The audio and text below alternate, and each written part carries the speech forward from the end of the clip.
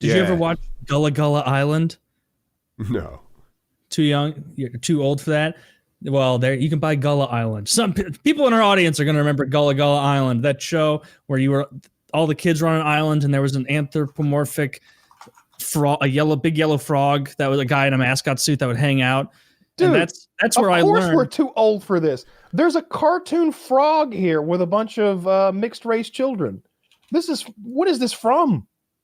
94. 94 to 98. So that's I was watching children's television from 94 to 98. Well, I was a child in 1994. I was 3 to 7. So I think it was okay. You watched children's television at 3? Yeah. Oh, wow. 5-year-old you was a bitch learning how to spell on Gullah Gullah Island when you got home from retard class. I had a mortgage when I was 8 years old. What are you talking about watching Gullah Gullah Island? Yeah. Well, you know what? That show. I still remember watching that show, and I maybe like the frog or someone was scared of the lightning or the thunder and the lightning, and one of the black older guy sat down and was like, "There's nothing to be afraid of. Listen, the storm's going away from us." And then they're like, "Lightning." And he's like, "Now we count 1, 2," and it's like everybody's counting together, and then the boom, and he's like, "See, that's 5." Then it struck again. They count, and it was 6. And I was like maybe 5, just like, oh, what?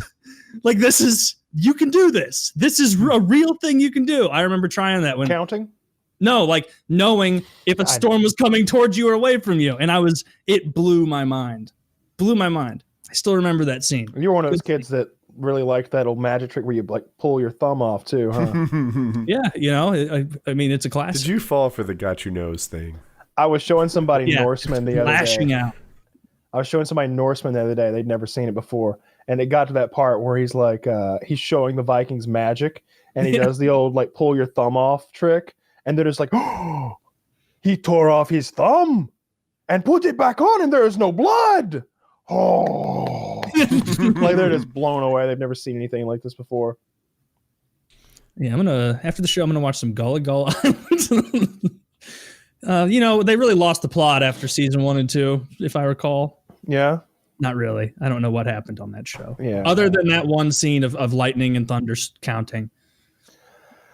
I didn't watch really any of those educational shows that I remember. Like I watched like I didn't like Barney, the fucking dinosaur. Like when I was a kid, it seemed like we were always like connecting like shit like that with child molesters, like or being gay.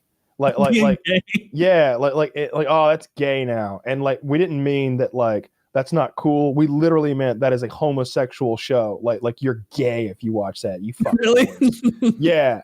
So I remember as a kid we would say like that's gay, but like we didn't know what it meant. We knew. Like, oh no, that just means that's not cool. That's gay. We were told what it meant.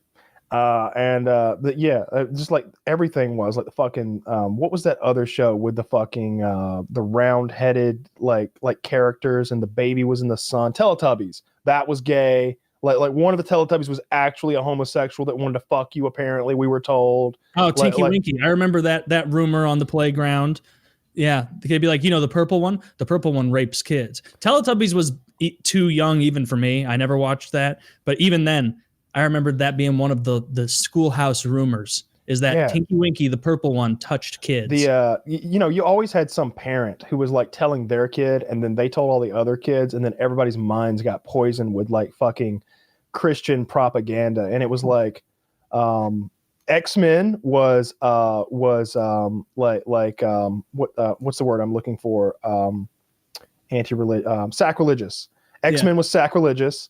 Like I had to sneak X-Men because there's a character named Beast and Apocalypse.